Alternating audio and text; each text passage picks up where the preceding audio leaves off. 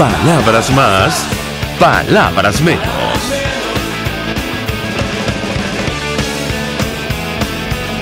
Muy buenos días, amigos de Radio Caracas Radio. Lo mejor de este martes 2 de octubre del año 2018. Todo el equipo que trabaja para ustedes a partir de esta hora los saluda. En la producción, Marilia García y Jessica Selgrad. En la redacción, Jackson Vargas. En los controles, César Artaga. Quien tendrá el inmenso placer de acompañarles, María Alejandra Trujillo. Saben ustedes, nos pueden seguir a través de nuestras plataformas digitales, el Periscope, @RCR750, internet, RCR.tv. Escuchaban ustedes algunos titulares de los diarios de circulación nacional, temas que vamos a debatir ampliamente durante la mañana de hoy. Comentar este informe, este reporte que se da a conocer en momentos en los cuales, bueno, el Consejo de Derechos Humanos de Naciones Unidas ha pedido al gobierno admitir asistencia humanitaria, aunque el Ejecutivo lo niegue. Y es que ayer expertos de la ONU denunciaban la muerte de niños en nuestro país producto de la crisis de salud. 4 relatores de Naciones Unidas y una de la Comisión Interamericana aseguraban que el sistema sanitario estaba en crisis y los menores en Venezuela perdían la vida por causas prevenibles. Esa información, insistimos, que se desprende de un reporte de expertos de las Naciones Unidas. Esta semana, saben ustedes, hay audiencias en el marco de la Comisión Interamericana de Derechos Humanos y se va a discutir ampliamente sobre esta situación, lo que está ocurriendo en nuestro país. En tanto eso ocurre, el Ejecutivo Nacional insiste en el error. Ayer otra vez retoma la idea de lo que ellos han denominado el petro, que pasó de ser una criptomoneda, luego un título valor, luego una unidad de medida. Lo cierto es que el gobierno insiste, a pesar de que se trata, insistimos, de un instrumento declarado ilegal por el Tesoro norteamericano, pero también por la Asamblea Nacional de nuestro país. Fue oficializado el uso del petro en operaciones internacionales. El problema no es que el Ejecutivo decida realizar esas transacciones. La pregunta que tenemos que hacer, título valor, que al final del día todo parece indicar es de lo que se trata para realizar transacciones con nuestro país. De hecho, Maduro proponía ayer al ALBA, a los países del ALBA, esto va a ser muy interesante ver cuántos países del ALBA, incluyendo Cuba, se suman a esto del petro. Van a aceptar los cubanos petros en vez de dólares, es decir, en el marco de estas ayudas que da el Ejecutivo Nacional. Lo decimos evidentemente con ironía. El presidente de Venezuela anunció el petro como una forma de sortear las sanciones financieras e insistimos, fue declarado ilegal por el Tesoro norteamericano, porque entre otras cosas la razón que daba el gobierno de los Estados Unidos es que el Ejecutivo intentaba evadir justamente las sanciones, creando una fuente de financiamiento en el exterior. Ayer, antes de hablar con nuestro primer invitado, por cierto, hubo una decisión en La Haya a favor de Chile, rechazó que deba negociar la salida al mar con Bolivia. Internacionalistas venezolanos están leyendo con detenimiento el fallo para saber si puede afectar o no la disputa que hay entre Venezuela y Guyana, es decir, si puede ser jurisprudencia de interés para nosotros. Nos acompaña Andrés Rojas Jiménez, me dicen, periodista especializado en el área económica, está al frente del portal petroguía.com. Como siempre, Andrés, 1 millón de gracias por atendernos. Muy buenos días. Para ti, María Alejandra, y para tus oyentes. Pues te pediría una primera valoración, Andrés, acerca de, esta decisión del gobierno de insistir, decíamos a título personal, en el error con un título valor, una fuente de financiamiento que ha sido declarada ilegal, no solo por el Tesoro norteamericano, sino también por la Asamblea Nacional en Venezuela. Te escuchamos. Mira, sí, no, incluso a tu introducción yo agregaría que hasta el propio gobierno de la India, que es un aliado comercial desde el punto de vista petrolero, ha rechazado recibir este pago. Y por cierto, el Banco Central de la India, y esto lo menciono porque en este momento podría decirse que a India se le envía más petróleo incluso que a China, ha emitido una resolución que es bastante restrictiva con lo que tiene que ver con las transacciones con criptoactivos, ¿no? Y asumiendo el caso del petro que sea un criptoactivo, y digo asumiendo porque hay distintos criterios de lo que es en verdad el petro. Es decir, por un lado se habla que es una unidad de cuenta, que sería uno de los roles que tiene la moneda como tal, entonces prácticamente eso nos colocaría en una situación que en Venezuela tenemos dos monedas, como le ocurre a los cubanos, una para transacciones en el exterior y otra para aspectos internos. Por otro lado es un se le ha usado también como un criptoactivo, y por una tercera vía que es quizás la que más necesita el gobierno para obtener financiamiento, como una suerte de emisión de deuda, ¿no? Hasta ahora ninguna de las tres está clara, no se ha concretado nada. Sería como el tercer anuncio, no sé ya cuántos han hecho, de que se van a empezar a hacer transacciones con Petro, ¿no? Hay que esperar los criterios que implica ese tipo de operaciones. Por lo pronto no hay nada claro, sobre todo de relaciones al exterior. Y hay un punto adicional que el presidente mencionaba, y es lo que tiene que ver con que otros países en este caso sería del ALBA, se sumen al petro. Hay que recordar que prácticamente Ecuador está ya fuera del ALBA. Aquí cuando el presidente Chávez llegó a crear como una unidad de cuenta que se llamaba el Sucre, que era un sistema de compensación, y al final, si bien el banco central registraba eso como aparte de las divisas, las operaciones de importación y exportación que se dieron dentro de ese sistema de compensación del Sucre siempre se hacían en moneda, en divisa dura, llámese dólar o llámese euro. Entonces, hasta ahora no pareciera, y bueno, salvo que las transacciones sean solamente con Cuba y con Nicaragua, que es para ese tipo de operaciones, ahí básicamente la balanza comercial digamos favorece a Venezuela por el tema de los envíos de petróleo, pero eso se ha visto muy reducido, y eso se realizaba básicamente por el convenio de Petrocaribe. La pregunta que nos hacíamos es si Cuba va a aceptar petros, ¿no? A cambio de los servicios que hasta ahora desconocemos recibe Venezuela. Cuba acepta dólares. Es decir, bueno, claro, lo decimos para con ironía, Andrés, es que francamente el gobierno comercializar como siempre ha hecho, pero eso está clarísimo que Cuba no va a aceptar petros. Ahora, yo te preguntaría, Andrés, el impacto que esto va a tener, porque el gobierno no sé hasta dónde lo va a llevar. Hay que recordar que la Constitución, que está vigente, aunque el Ejecutivo ya, bueno, en muchos extremos no la cumple, establece claramente que la unidad monetaria de la República de Venezuela es el bolívar. Aquí se está inventando una cosa totalmente diferente, sin la participación de la Asamblea Nacional, incluso a espaldas de los ciudadanos. Pero en todo caso, ¿qué impacto puede tener esto si el gobierno obliga a los ciudadanos a aceptar esta moneda o este instrumento? Lo cierto es que al final del día otras experiencias indican que, bueno, la gente siempre irá detrás de, bueno, una moneda dura, en este caso las divisas, ¿correcto?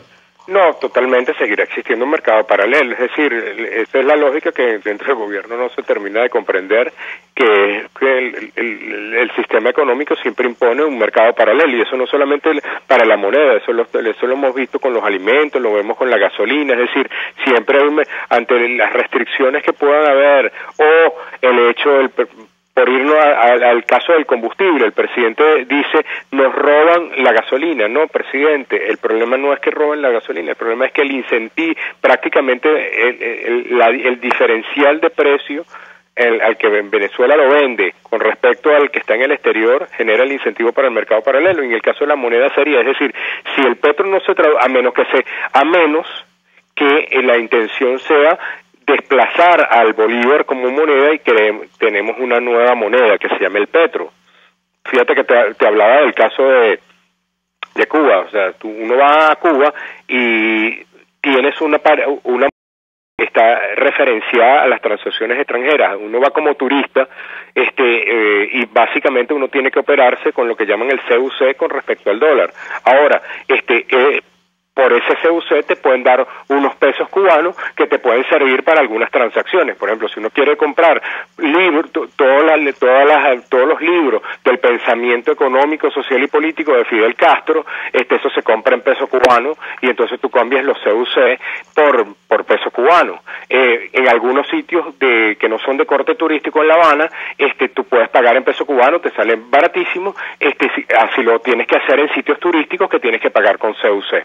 Que por cierto, el CUC fue la manera que encontró los cubanos para un país eminentemente turístico, que no es el caso de Venezuela, con todo el potencial que hay, para que las transacciones no se hicieran en divisas, es decir, tuvieras como referencia. Bueno, habría que ver si ese es la intención en el caso de Venezuela, o la idea es desplazar por completo al soberano, porque ya se está admitiendo de que el soberano no se va a depreciar a una velocidad agigantada. Y yo no sé, el presidente decía ayer que la gente está saliendo a comprar. Bueno, indiscutiblemente que a la gente le están dando, con ese incremento del salario mínimo, la gente que todavía tiene trabajo, pues tiene unas opciones, y la gente va a los mercados para resguardarse, sobre todo en aquellos productos que son no perecederos, y tiene la opción de comprar, pero no porque la condición del poder adquisitivo de la población haya mejorado.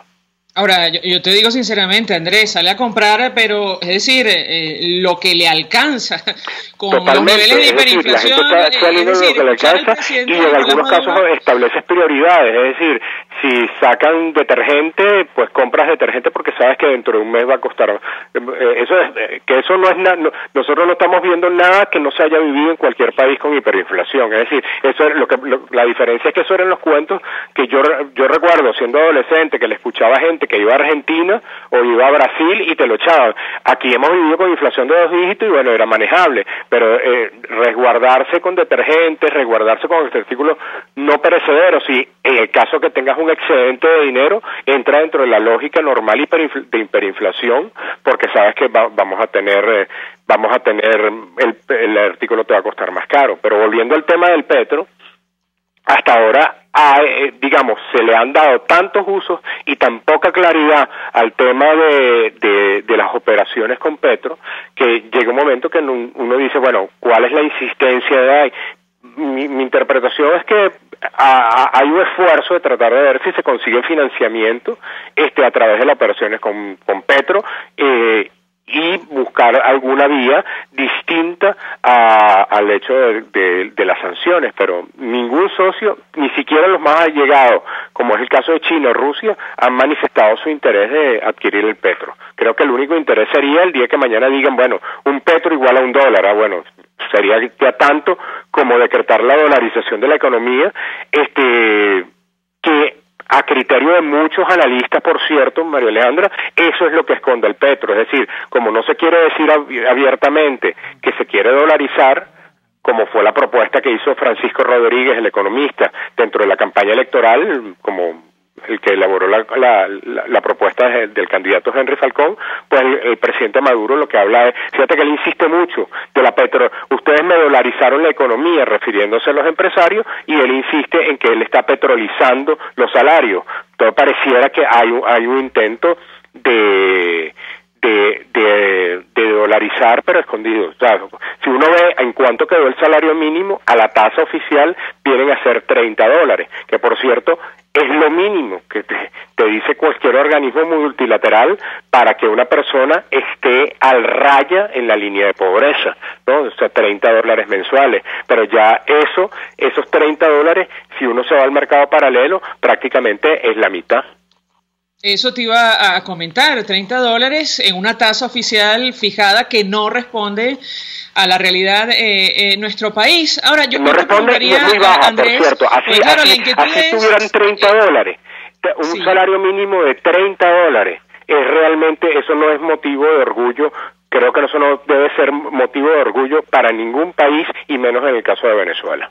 No, mucho menos cuando un profesor universitario gana más de $2.000, por ejemplo, en Ecuador. De esto lo hemos hablado con el sector de las universidades. En fin, es decir, el criterio es otro, y los estándares para comparar con Venezuela deberían ser otros. Que si hay algo que se llenaba de orgullo el discurso en la época del presidente Chávez, era decir que teníamos el tipo de cambio, el salario mínimo más alto de toda América Latina. Por supuesto, siempre se utilizó como referencia el mercado oficial, pero en la época del presidente Chávez la diferencia entre el mercado oficial y el paralelo no arrojaba las diferencias que estamos viendo en la actualidad.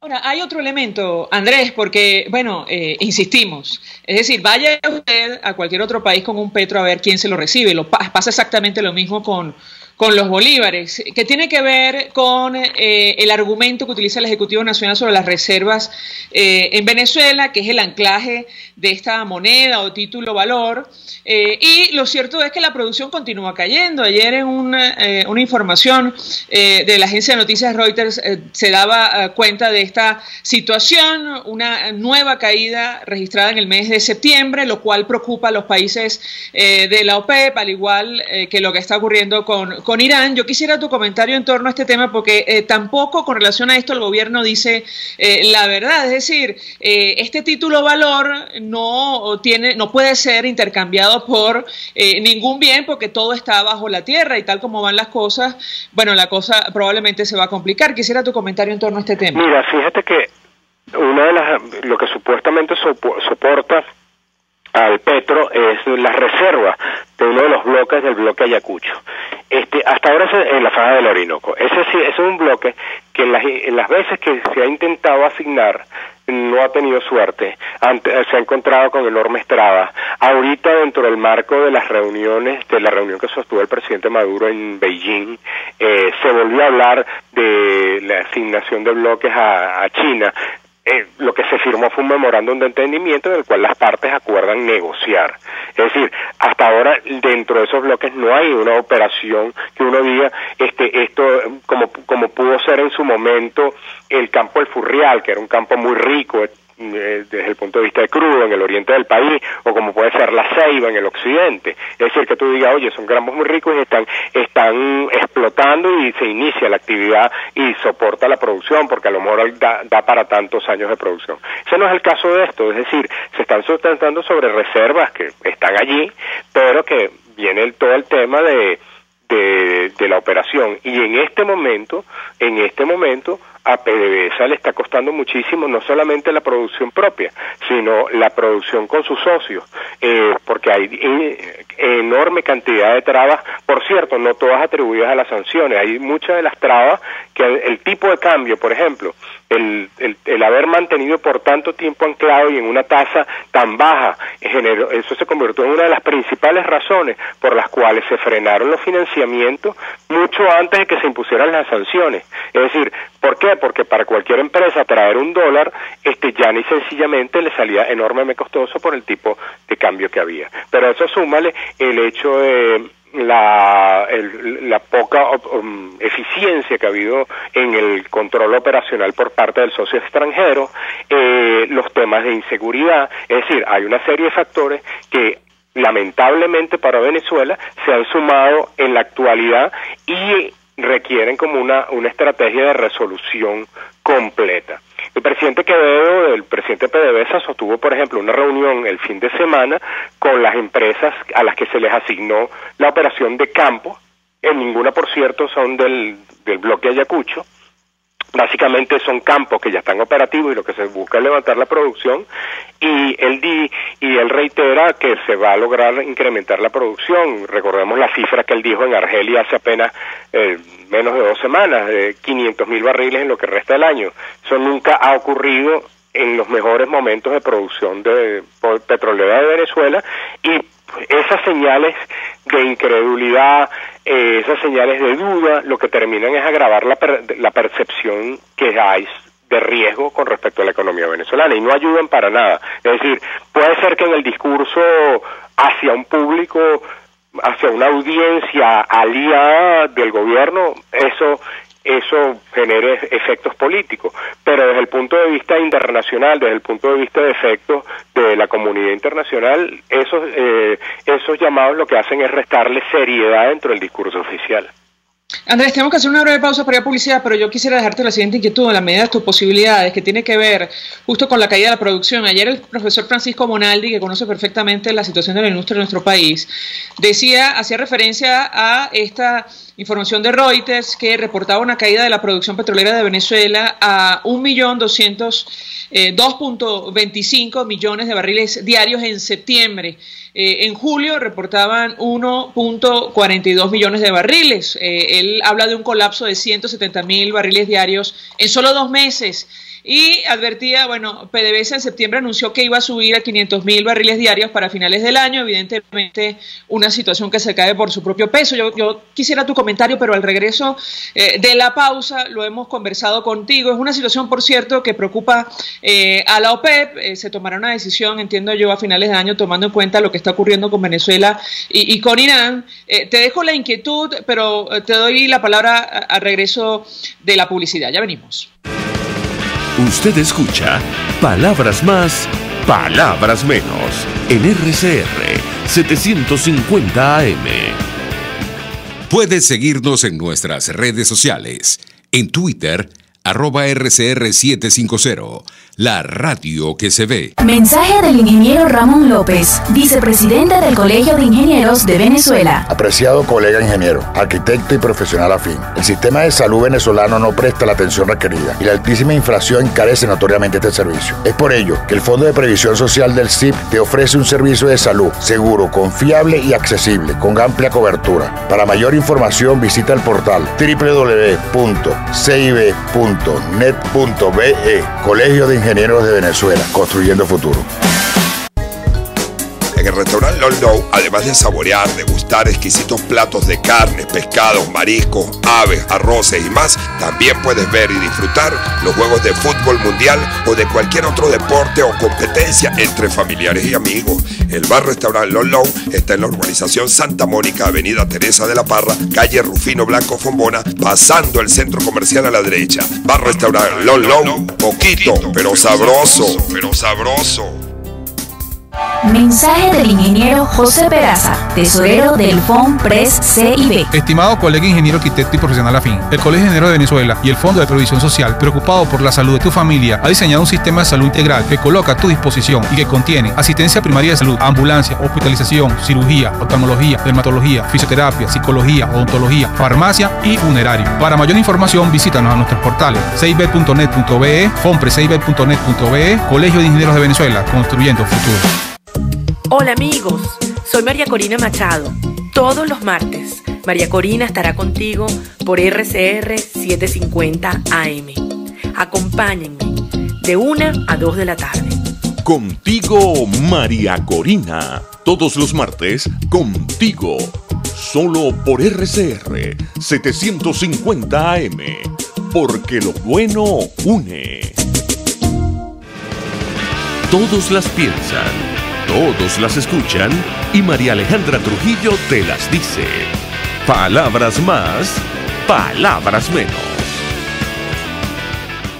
Continuamos, amigos, palabras más, palabras menos, hablando acerca de este anuncio reiterado del gobierno, esto del petro, de poner en circulación el petro, lo que era inicialmente una criptomoneda, pasó a ser un título valor, luego una unidad de medida. No existe claridad en relación a este tema. Lo que sí es cierto es que, número uno, el Departamento del Tesoro declaró ilegal las transacciones con este título o fuente de financiamiento que ha creado el Ejecutivo Nacional, al igual que la Asamblea Nacional en Venezuela. Y por otra parte, la producción petrolera, continúa cayendo, al menos según lo informan agencias de noticias como Reuters. Yo dejaba esa inquietud, Andrés, que quería conocer tu análisis al respecto, porque esa es la cruda verdad que el Ejecutivo trata de evadir, es decir, la producción continúa cayendo y, bueno, la exportación petrolera sigue siendo nuestra principal, prácticamente única fuente de divisas vía exportaciones. ¿Qué puedes comentarnos? Mira, yo no diría que el gobierno intenta evadir la producción, porque hasta ahora, digamos, en la declaración oficial sí, pero en los reportes que da el Ministerio de Petróleo a la OPEP no. Y hasta ahora, digamos, quizás lo que no coincide es la cifra que da Reuters o lo que dan fuentes secundarias con lo que dice el gobierno, pero tampoco es que la diferencia entre uno y otro sea abismal. Es decir, el gobierno, la última cifra que le dio la OPEP ya está por debajo de 1.500.000. Eso es una caída de casi 1 millón de barriles en casi un año. Entonces, es decir, incluso está por debajo de 500.000 barriles. La declaración del ministro de Quevedo en Argel, él decía 1,5 millones, pero él se refería al promedio de producción del primer semestre del año 2018. Pero es decir, el semestre arrancó con una cifra por encima de 1.500.000 barriles, es decir, en enero, y cerramos en 1.478.000. Estoy hablando simplemente de cifras oficiales. Es decir, lo que hacen las cifras de Reuters o las cifras de fuentes secundarias es colocarnos 200.000 barriles menos, que por cierto, hace como un mes y medio o 2 meses, el viceministro de hidrocarburos se encargaba de declarar que es porque la OPEP no suma lo que llaman condensado, etcétera. Pero en todo caso, lo que llama la atención es que se persisten declaraciones de que se va a recuperar la producción, y las cifras que el ministerio da mensualmente a la OPEP, hay que ver qué pasa con la de septiembre, pero por lo menos hasta ahora, la única vez que hubo un intento de eso fue en enero, comenzando el presidente Quevedo su gestión, que por cierto la primera entrevista que dio, y creo que ha sido la única, fue a José Vicente Rangel, y él le aseguró a José Vicente Rangel que se había revertido la caída de la producción. Hubo un intento de alterar la cifra que se le reporta a la OPEP, y la información que tenemos es que eso no generó buenos comentarios dentro de la propia organización, y al mes siguiente, es decir, en febrero, se tuvo que hacer la corrección debida. Es decir, si no hay indicios de aumento de producción, pues no se puede estar alterando esa tendencia. Hasta ahora, hasta el mes de agosto, el gobierno lo que ha hecho, el Ministerio del Petróleo lo que ha hecho es mantener la misma tendencia que confirman todos los agentes, es decir, que la producción está cayendo. Lo que llama la atención, sí, es que se persisten declaraciones que se va a aumentar la producción en el volumen que indica el ministro Quevedo, que eso nunca se ha dado. Es decir, un crecimiento de 500.000 barriles en menos de 3 meses, eso no ha ocurrido. Entonces, o sea, en el pasado ni nada.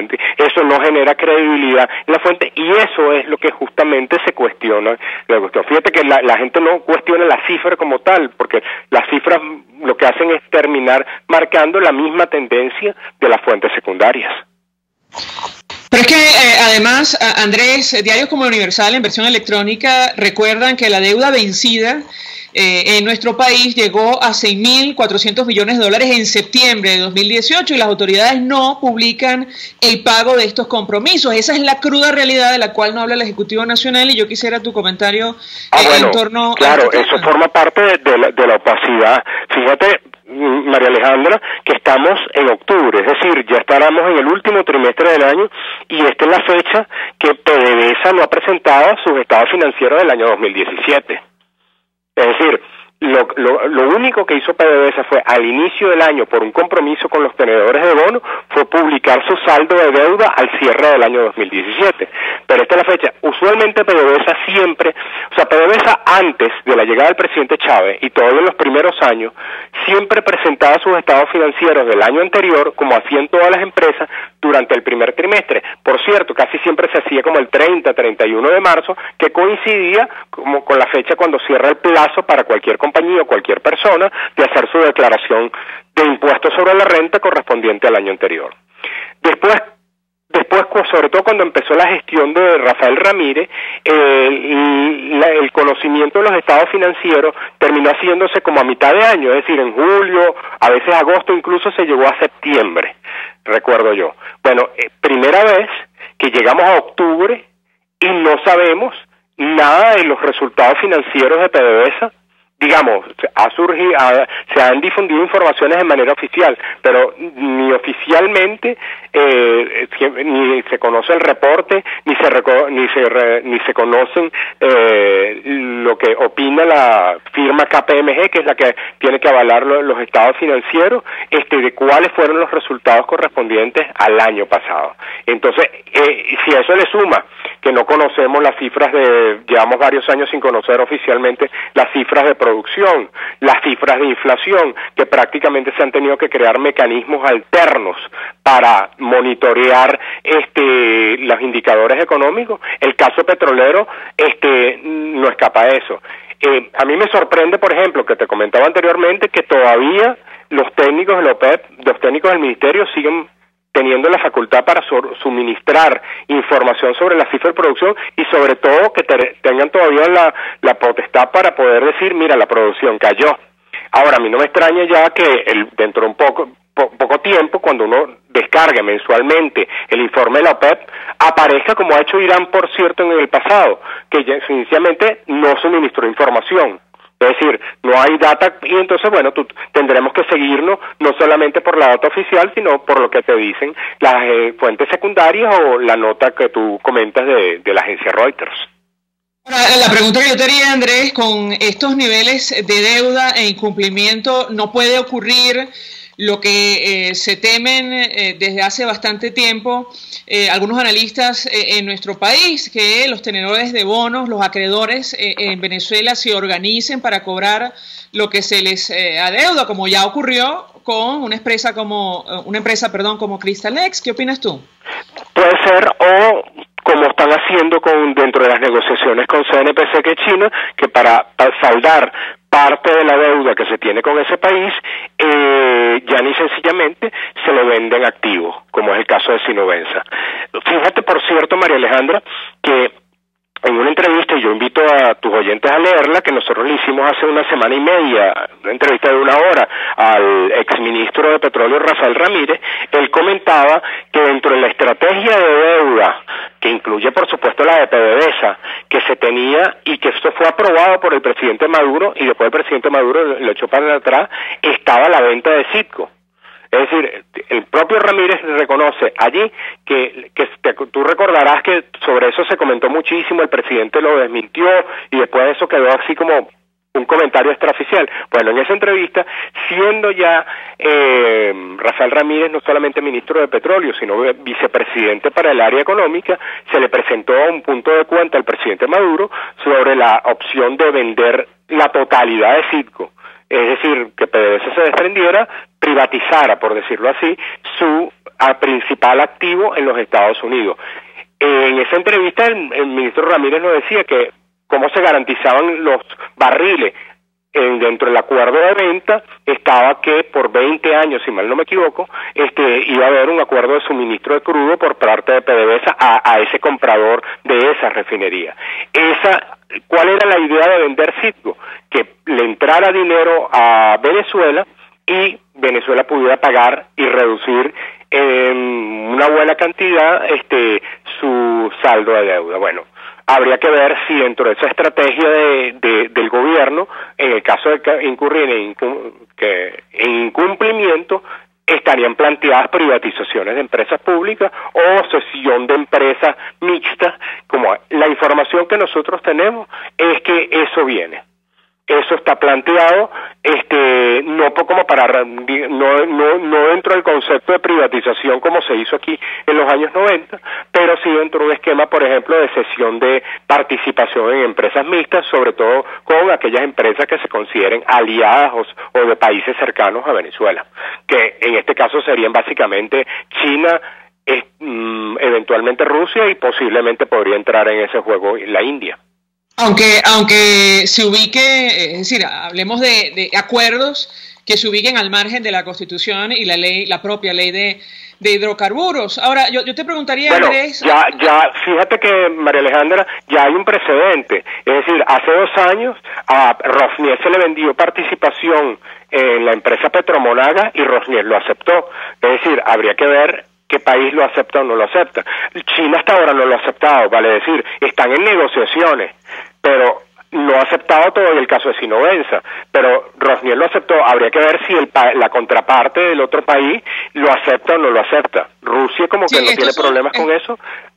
Yo tengo mis dudas de si China lo acepta o no lo acepta, y esto te lo digo porque hemos visto cómo China ha tenido contactos en determinados momentos con la Asamblea Nacional, con funcionarios de la Asamblea Nacional, en la época que la presidía Henry Ramos Lalup, luego con Julio Borges. Es decir, habría que ver si los chinos aceptan o no lo aceptan. Si la aceptan, pues marcarían un precedente, y entonces a partir de ahora, pues el gobierno podría plantearse nuevas ventas. Si los chinos no lo aceptan, pues el gobierno tendrá que buscarse otras opciones para ver cómo vende activos y al mismo tiempo tiene recursos para honrar esas obligaciones de deuda. Al final, Andrés, para que los oyentes lo entiendan, estamos hablando de acuerdos de palabras, es decir, los respectivos gobiernos se ponen en manos del actual Ejecutivo Nacional, porque estamos hablando de convenios al margen de la Constitución y la propia Ley de Hidrocarburos. Bueno, ellos van a decir, María Alejandra, acuérdate, o sea, ellos van a decir que lo aprobó la Asamblea Constituyente, es decir, el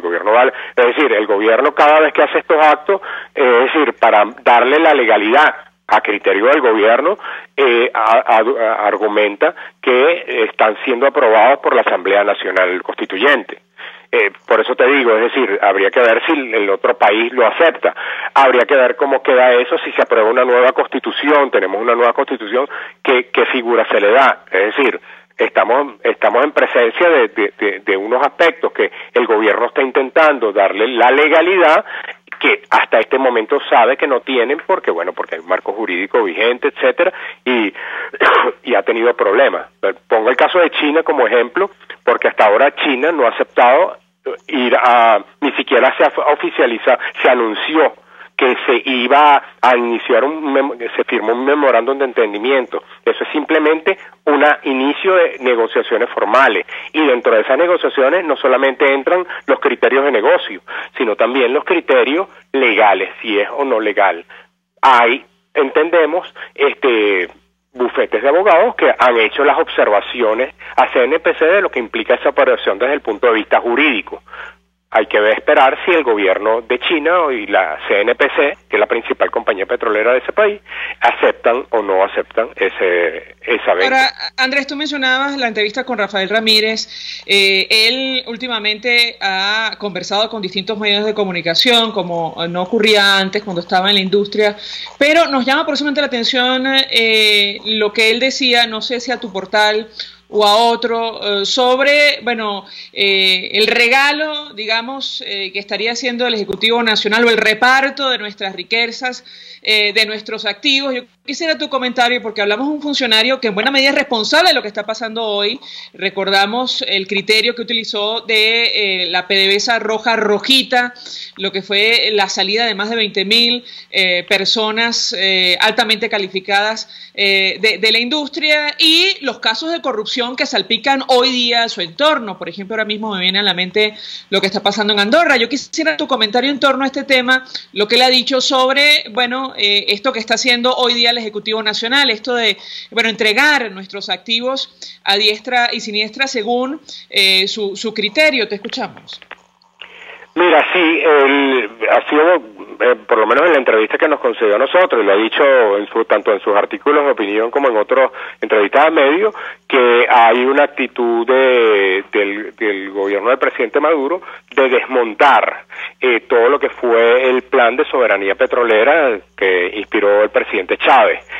Yo le preguntaba si no es la propia realidad financiera que obliga a eso, que, digamos, el presidente Chávez no tuvo necesidad porque tuvimos unos altos precios del petróleo, y es decir, las situaciones económicas con el presidente Chávez nunca llegaron a estos niveles, pero también en buena medida porque teníamos altos ingresos, y muchas empresas accedieron, por ejemplo, cuando se emprendió todo el proceso de migración de las antiguas asociaciones de la faja y de convenios operativos al esquema de empresa mixta.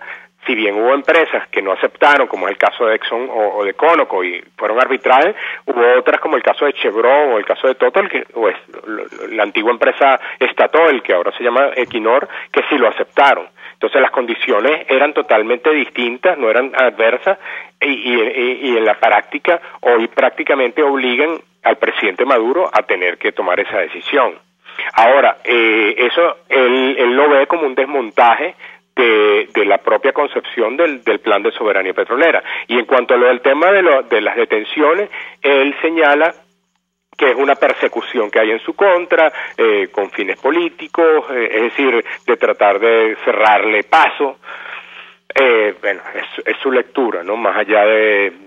Él asegura que hasta ahora la Fiscalía no le ha podido probar a él ni una sola ilegalidad del dinero, de los bienes, que si eso fuera así, ya a lo mejor hasta el fiscal lo hubiese hecho una cadena con el presidente Maduro, es decir, es la argumentación que él da, ¿no?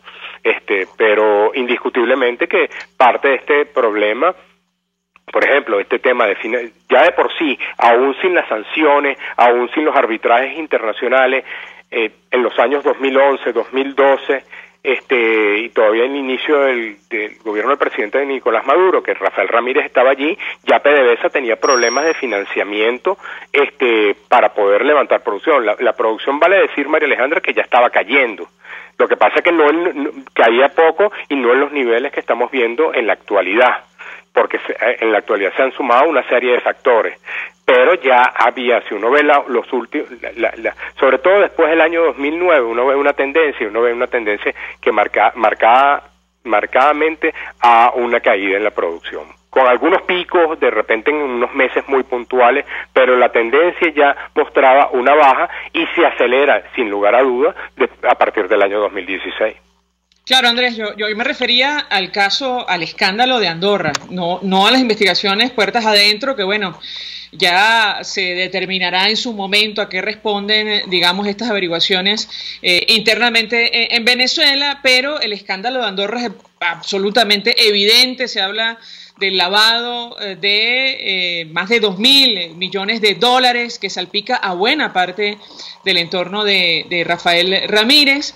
Andrés, tenemos que hacer una pausa para ir a publicidad. Está el tema de la gasolina, me gustaría tocarlo, si tú puedes, contigo, varias inquietudes a través de las redes sociales, porque efectivamente el gobierno también nos había anunciado que este lunes se pondría en marcha con este nuevo sistema de cobro. No ocurrió por la razón que sea, pero existe inquietud acerca de cuál va a ser el impacto en el bolsillo de los venezolanos con este ajuste que viene de los combustibles en nuestro país. Hasta ahora hacemos una pausa, vamos a publicidad.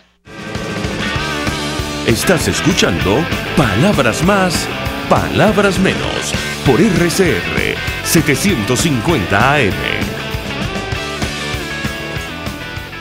Puedes seguir nuestra programación a través de rcr.tv, la radio que se ve. El siguiente espacio educativo está dirigido a niños, niñas y adolescentes. RCR presenta Todo se puede, una producción nacional independiente de Mayra Prado, certificado número 16923. El cambio es acción. Muévete por tu salud. No tienes excusa. Tú puedes. ¿Ansioso? Dale la bienvenida a la tranquilidad haciendo ejercicio. Ansiedad, sentimiento de miedo, desasosiego y preocupación. La fuente de estos síntomas no siempre se conoce, así dice Medline Plus. Pero lo que sí conocemos es que comiendo se calma. El detalle es que bajo situaciones de ansiedad consumes alimentos poco saludables, con alta frecuencia, en grandes cantidades y terminas haciéndote daño. ¿Sabías que haciendo ejercicio no solo calmas la ansiedad, sino que abres la puerta de la salud a largo plazo? Quédate escuchando y reconoce los síntomas de la ansiedad para sacarla de tu vida haciendo ejercicio. Cuando estás ansioso, sentir taquicardia, falta de aire, tensión y rigidez muscular, cansancio, alteraciones del sueño, incertidumbre, dificultad para tomar decisiones, aumento de los despistes y descuidos, preocupación excesiva, irritabilidad, ensimismamiento, son algunos de los síntomas de la ansiedad. Media hora de actividad física la mayor parte de los días de la semana es la dosis mínima de ejercicio según el Colegio Americano de Medicina del Deporte.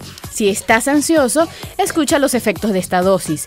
El ejercicio físico regular mejora el estado de ánimo. Diversos estudios han demostrado que facilita el manejo de emociones negativas como la ira y la rabia. Por otro lado, ayuda a mejorar la calidad del sueño. Las personas que realizan ejercicio consiguen evadirse de sus preocupaciones o problemas durante la actividad.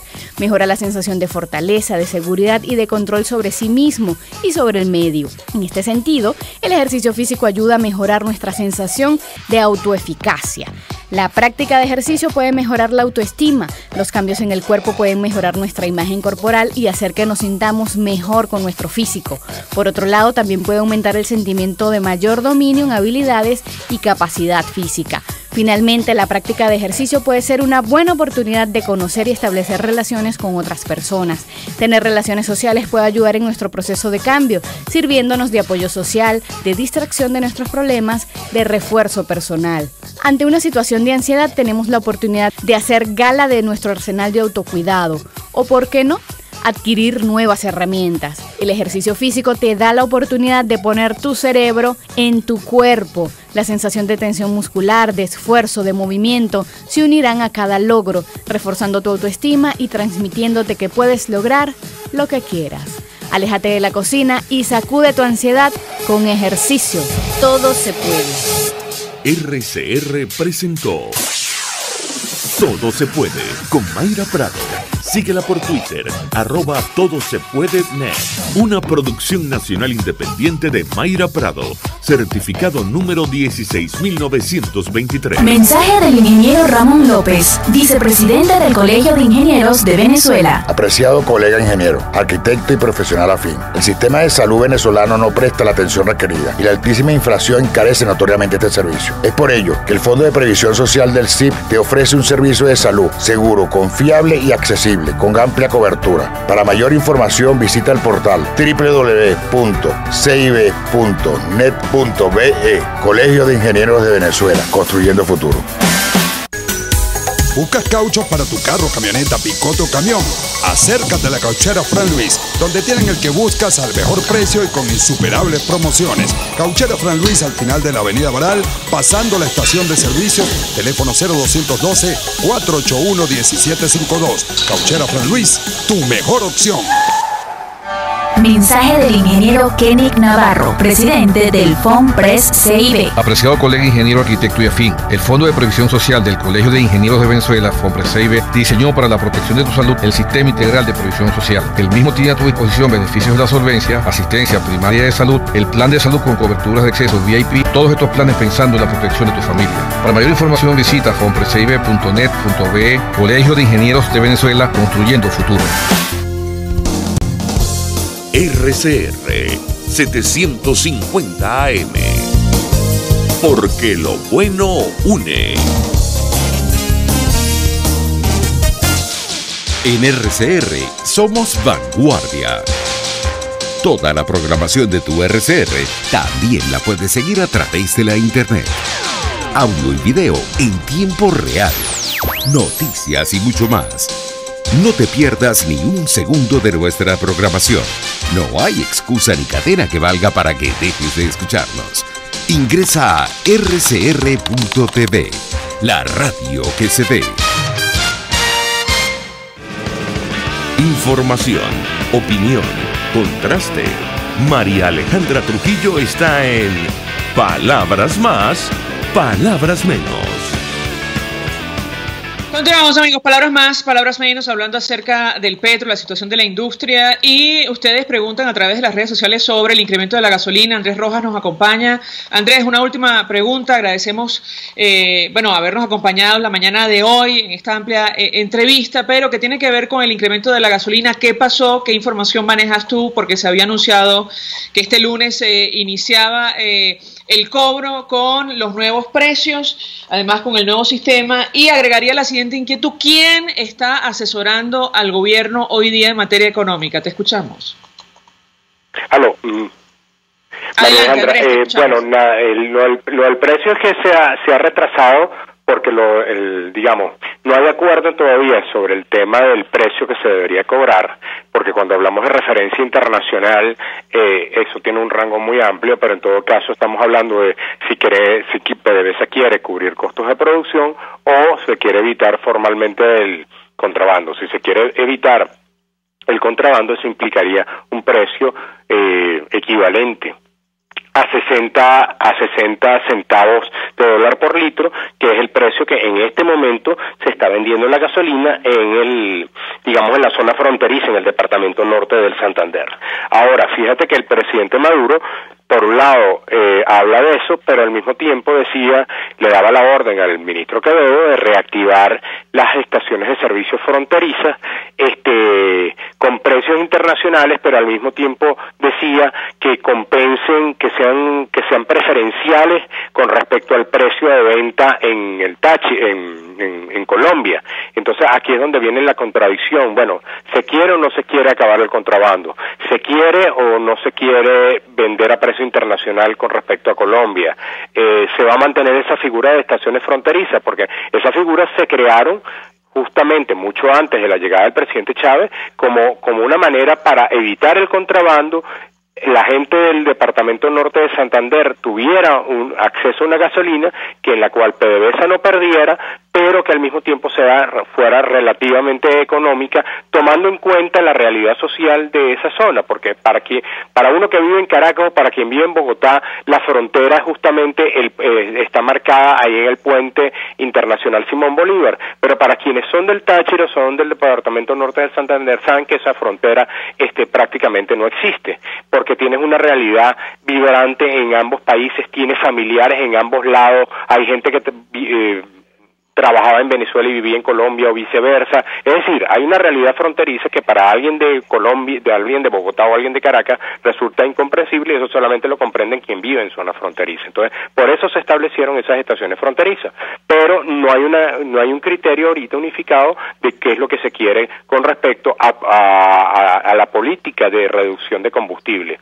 del subsidio a los combustibles, que por cierto, si vamos a ver, tú que me preguntabas ahorita, ¿quién asesora al gobierno? En un momento dado son los iraníes, pero la asesoría iraní no solamente implicaba un desmontaje del subsidio de la gasolina, sino un desmontaje en general de todos los subsidios, porque el mismo problema que vemos en la gasolina lo estamos viviendo, por ejemplo, con el agua. Es decir, tú pagas, yo acabo de pagar el agua de mi condominio, o sea, no llega por 26 apartamentos, María Alejandra, yo pagué menos de 3.000 bolívares de los viejos, es decir, creo que es 0,03 en soberano. Entonces llega un momento que uno dice, bueno, es irrisorio lo que se está pagando del agua, y eso explica pues las faltas de inversiones por parte de Hidrocapital. Si vemos el problema de la bombona, es lo mismo, y ni hablar con el tema de la electricidad. Entonces, con la diferencia de que con la electricidad, con la electricidad ocurre una cuestión que es el tema del robo, etcétera, pero entonces estamos hablando de una política de subsidio donde prácticamente esa política de subsidio se ha traducido en un mal servicio desde todo punto de vista. Gracias, Andrés Rojas, por atendernos, acompañarnos, quien está al frente del portal petroguía.com. Vamos a la pausa, de regreso venimos con más. Escuchas a María Alejandra Trujillo en Palabras Más, Palabras Menos, por RCR 750 AM. Sintonícenos a través de Periscope, @RCR750, la radio que se ve. Mensaje del ingeniero Ramón López, vicepresidente del Colegio de Ingenieros de Venezuela. Apreciado colega ingeniero, arquitecto y profesional afín, el sistema de salud venezolano no presta la atención requerida y la altísima inflación encarece notoriamente este servicio. Es por ello que el Fondo de Previsión Social del CIP te ofrece un servicio de salud seguro, confiable y accesible, con amplia cobertura. Para mayor información visita el portal www.cib.net.be, Colegio de Ingenieros de Venezuela, construyendo futuro.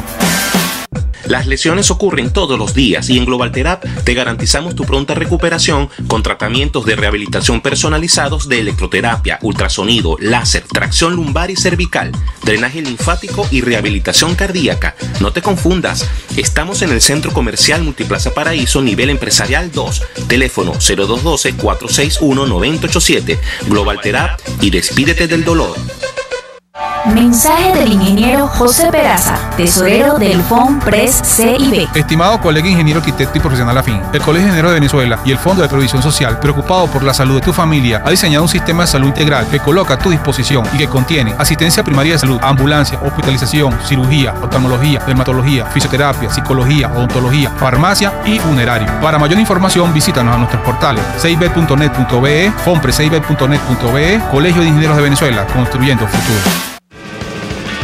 Se dicen, se ocultan, se piensan, se descubren. Palabras más, palabras menos. Con María Alejandra Trujillo. Continuamos, amigos, palabras más, palabras menos. Cerramos con algún titular. Comenzó desde muy temprano, según el diputado José Prat, nueva protesta en Guayana. Haremos seguimiento a esta información. Trabajadores de las empresas básicas están llegando al distribuidor de Alcasa. Lo destaca en su cuenta en Twitter con una fotografía incluida, y se trata del segundo día de manifestaciones. Ya los trabajadores de las empresas básicas, habían salido a protestar ayer tras recibir el pago que menoscaba sus tablas salariales. Nosotros nos despedimos y lo hacemos a nombre de Sky Benestares en la dirección general de la estación, de Willy Arcaya en la gerencia de producción, en la redacción Jackson Vargas, en la producción del espacio Marilia García y Jessica Selgrad, en los controles César Arteaga, frente a los micrófonos María Alejandra Trujillo y Argenis Barreto. Feliz día. Feliz día para ti. Los dejamos con Golpe a Golpe. El Colegio de Ingenieros de Venezuela y el Fondo de Previsión Social del Colegio de Ingenieros de Venezuela presentaron